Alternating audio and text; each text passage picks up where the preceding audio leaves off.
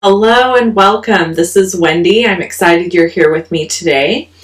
I have a really cute project for you using the hashtag Elfie stamp set and a few other supplies. All the links to the products are below in the description of the video.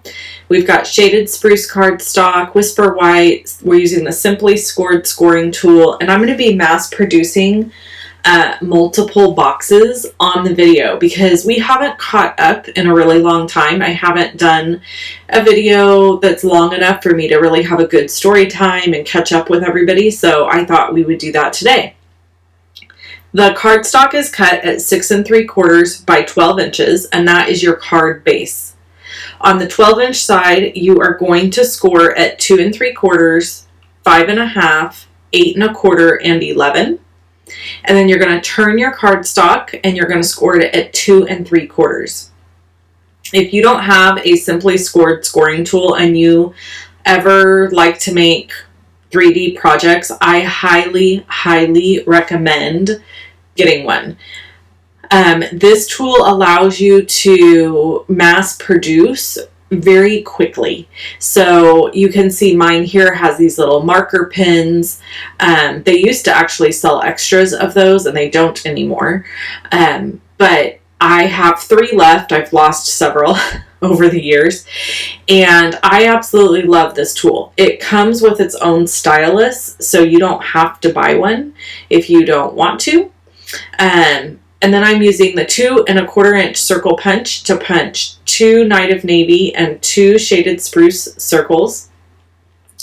And then I'm going to use the everyday label punch and punch 4 of those out of whisper white thick cardstock because I'm going to stamp my elves on the front of those little pieces. So I'm making 4 boxes.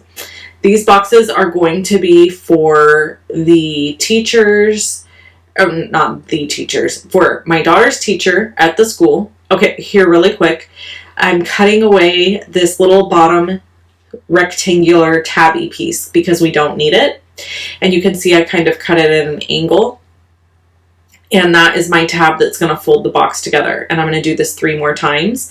So you're going to get to watch me do all of them because I didn't cut anything out of this video. Because like I said, I wanted the video to be nice and long so that we had time to catch up. So anyway, the story, so we're making these. I'm making these. One is for her teacher, one is for the principal, and 2 of them will be for the office ladies that work in the office at the school. So I needed 4 boxes total. And they will get the box with some candy and a gift card, and I think I have a candy cane in there and a chocolate, and there's like a little coffee packet or something like that. I don't know. It's in the photos. You can see it at the end of the video or over on my blog.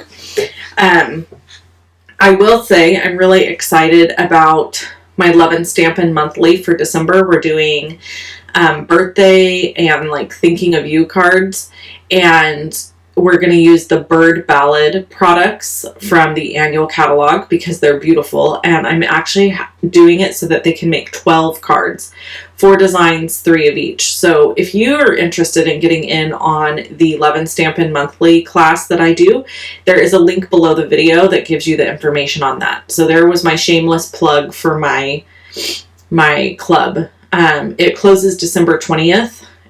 It's the 20th of every month, actually, that the club closes for that month. So, you have till December 20th to sign up for that. Okay. So the rest of these, I'm just going to keep going, and we'll jump back and forth between the project and story time and all of that.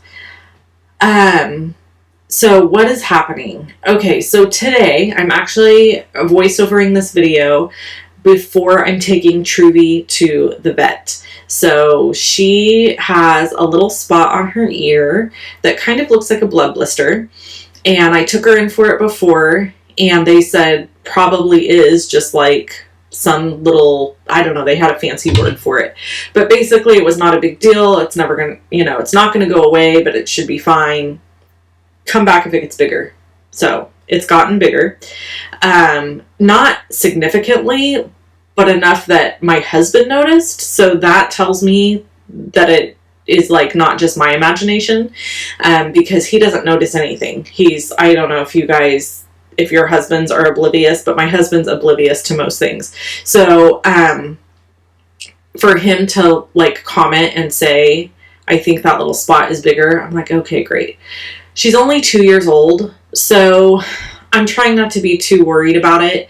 And I figure worst case scenario, maybe it's a little skin cancer spot. They remove it and we move on with our lives. That's like the worst case that I'm allowing my brain to go to at the moment.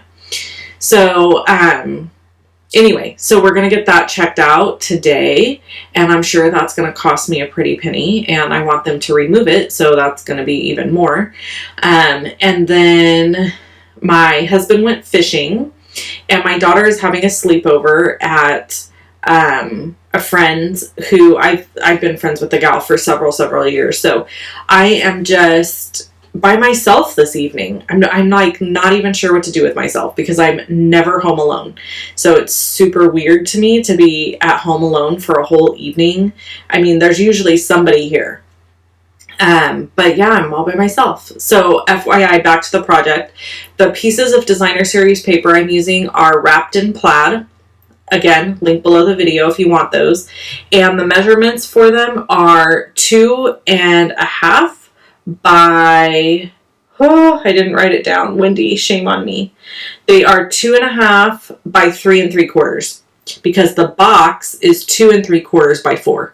So these would be 1/4 inch smaller.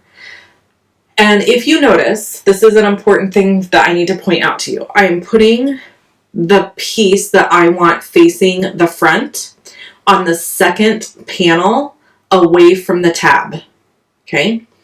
Because I don't like a seam to be where the box is facing forward.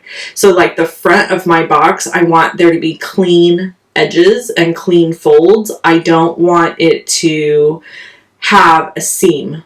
So I figured out that if I put the piece of paper, the stocking paper, which is what I want on the front, on the second panel away from the tab, then that would be the front of my box. So I made sure to put them all that way. And then I'm using the 1.5 inch circle punch to just punch in, and then that kind of indicates the front of my box. So when I'm folding it and putting it together, I won't forget. So you don't have to do it that way. It's just, for me personally, I don't like there to be like a crusty seam sticking out where the front of my box is. I want nice smooth edges. I can talk, I swear.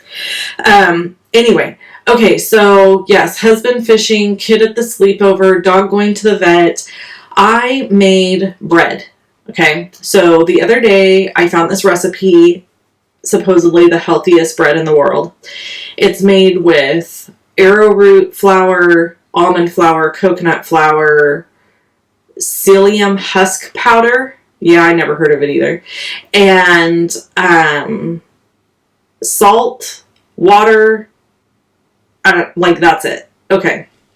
So I made it a couple of weeks ago and it didn't turn out. It was gross. And I was like, what the heck? And I kind of like went over, I've never made bread before. So it was raining that day. So my mom said it could be the rain because humidity plays a role when you're baking. And then I also realized afterwards I forgot to put in the salt. So the yeast rose and did all its thing it was supposed to do. Because I used maple syrup. The recipe calls for mixing water and maple syrup, and then you put in the yeast and you let it sit for 10 minutes and the yeast bubbles and foams and it stinks. It smells like beer to me, which makes sense because there's yeast in beer. So I made it. It was gross. I gave it to the chickens. So I was discouraged. Was a little downtrodden about it. So I was like, all right, well, I'm not going to try this again for a while. So today I decided to try it again and it came out good. it all came together and came out good. Now, this is not the kind of bread that you would eat and be like, oh my God, this is the best bread in the world. This is more bread that you would eat like, I really want to have bread, but I don't want all the unhealthy stuff that goes in bread. And I feel better about eating this, and I will pretend that it tastes like really good bread. So there you go. I mean, it's good. It's just not fantastic. So I made that. I made some soup. It's very, very, very windy here, and we're supposed to start getting rain again and then have rain again for several days. So that's going to be fantastic. But I know I'm not supposed to complain. So anyway, on my way home from dropping my daughter off at the Friends, I get behind these two kids, and I'm telling you, like, more and more in my life, I'm not even 40 yet, but I'm like, I swear I'm the oldest lady I know. Like, I'm such an old lady. So I get behind this car, and it's an Acura, like Integra or something. And so it's kind of got a sporty look to it, but it's a 4-door, right? I noticed that the kid in the passenger seat is like sunk down in his seat really low. You can barely see his head. And the kid in the driver's seat has his hat on backwards. He's wearing glasses, and he's like bouncing up and down in the car, waving his hands around with his fingers all like manipulated weird. And I'm sure they were listening to music. And on the back of this vehicle is a, like, you know, the racing, what are those things called? I don't know what they're called, but it's like where they stick up on top of the trunk of a car, and it's like, they look like a fin. They look like they belong on an airplane or something. I don't even know what those are called. If you know what they're called, tell me. But anyway, I see those on the back of vehicles because there's vehicles that are made with them. Okay. This one was like, I wish I would have taken a picture of it because I giggled like all the way home. Okay, right here, I realized, by the way, that I folded the box incorrectly. You need to fold the sides in first, the other bottom piece, and then your front flap to the back. And we're going to talk more about that before we finish all of these. Okay, so it's like metal, like thin metal.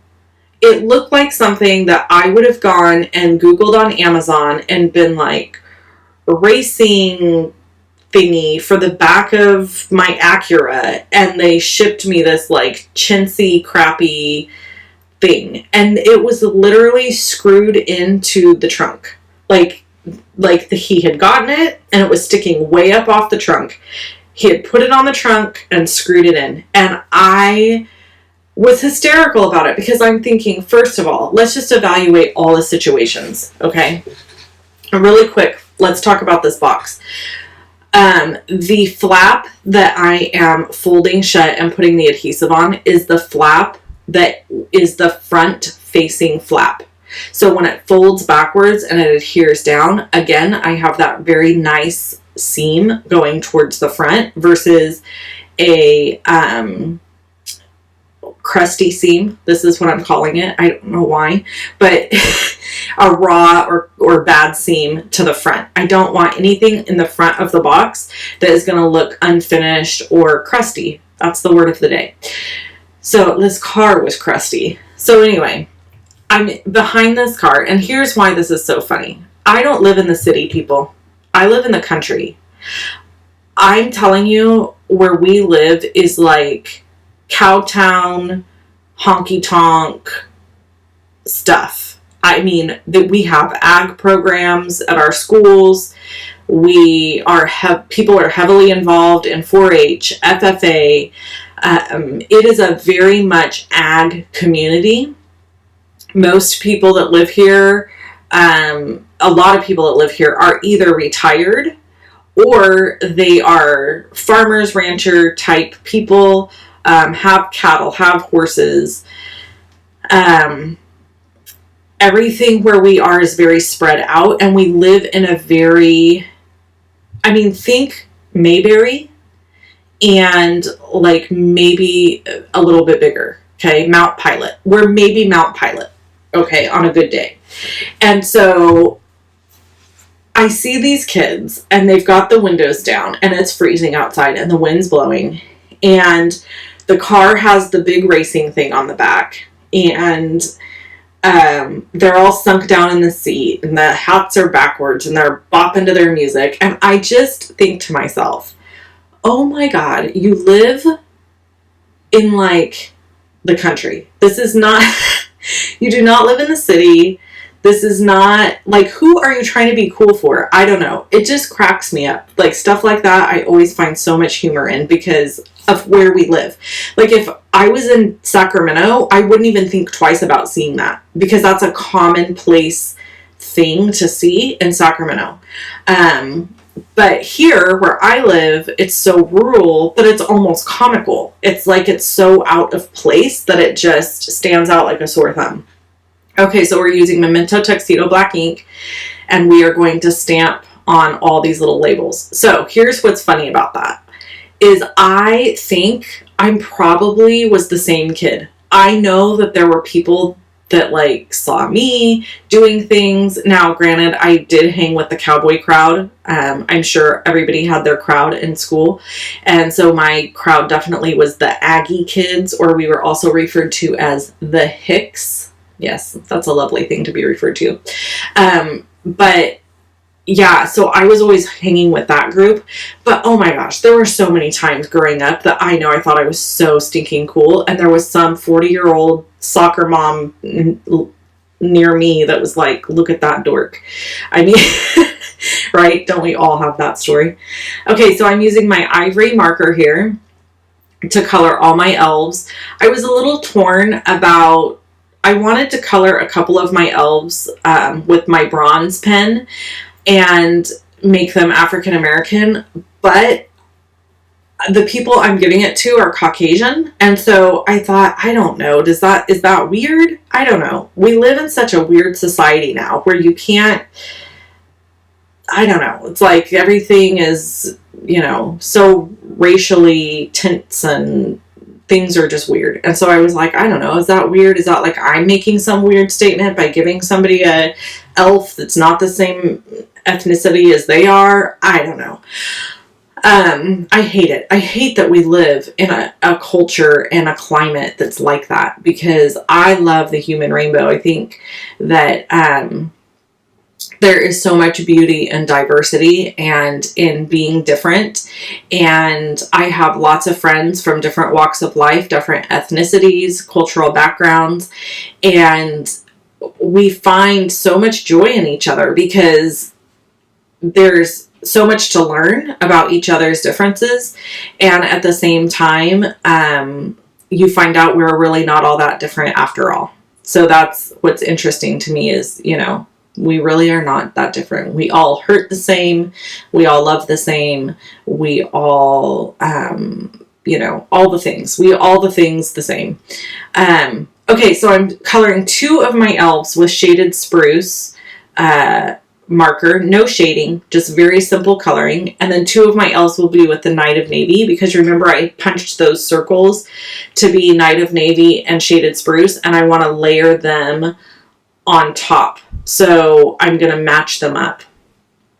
So I went ahead and just kept the coloring super simple because I was making 4 of them and I didn't want to do a bunch of fancy shading. I'll be honest with you. I don't think that it's necessary to do a bunch of fancy shading when you're giving something to somebody who doesn't understand what goes into it. I don't know if that's right or wrong or otherwise, but it's the truth. If I'm going to spend a bunch of time coloring and shading and doing something fantastic, that card is going to go to somebody who gets it and is like, oh my gosh, it took her an hour to color this. I am not going to give something to somebody that's like, doesn't even realize that I'm the one that colored it. Like they think that it maybe was stamped that way or something. I don't know. So maybe that's me being weird, but that's how I feel about it. Okay, so I'm adding the final touches of this coloring, and then I'm going to finish assembling the boxes. Okay, so what else is happening besides the funny, weird kids and Truvy going to the doctor? This weekend, we have church, and then after church, or tomorrow night, actually, we're going to go decorate the Christmas tree at my in-laws. This is a time-honored tradition with them. They get all their kids together every year to decorate their Christmas tree in their living room. And so we'll go up and do that at their house, and it should be a lot of fun. We always enjoy doing that, and my mother-in-law will make dinner, and so it'll be fun. I'm sure I'll take some sort of little treat or hors d'oeuvre-ish type thing, and we'll go decorate the Christmas tree. My husband, each one of her kids has their own box of ornaments that they put on the tree that are ornaments they were given over the years as they were kids. It's really kind of a cool tradition. But my husband has this one ornament in particular that he made when he was in kindergarten, and it stinks so bad. It's one of those clay candy canes. Remember when you made the salt dough, either when you were a kid or with one of your own children? It's a salt dough candy cane, and it's green and red, and it is falling apart because he's 44 years old. So, hello, I mean, the ornament is 40 years old, 39 years old. So, it's falling apart, and it smells. So every year, it's the big laugh is we pull out this candy cane, and my daughter now hangs it on the tree. He doesn't even hang them on the tree. And she hangs it on the tree, and we all have a good laugh about it, and she has to take it around to everybody and make everybody sniff it because it stinks. So, I don't know. I don't think that ornament is long for the world. Eventually, it's just going to give up and fall into crumbly little pieces everywhere, and we're not going to have it anymore. But, yeah. So, we're going to go do that tomorrow night, Saturday night. I'm recording this on Friday. So, you're watching it on Monday. So, this is all the things that happened or is going to happen over the weekend, God willing, and the water don't rise. So, then Sunday is church, and then I've gotten myself into quite a little thing. I volunteered to help organize the country Christmas on Main Street in our little town, and it has been nothing short of an epic, disastrous, insane mess. So I'm not going to volunteer to do it again unless I can put together some sort of committee and we can get some things lined out, because it's been crazy. So anyway, that's what's going on. We're going to do country Christmas Sunday evening. We're doing tree decorating tomorrow night. And I now am finished with 4 boxes for my daughter's school. Yay! If you want to see any other videos from me, click on either one that you see here. If you want to shop with me, shop loveandstampin.com. If you want to subscribe to my channel, click the little circle with my face in it. And I will catch you in the next video. I hope you have an awesome day, and thanks for catching up with me. Talk to you soon. Bye.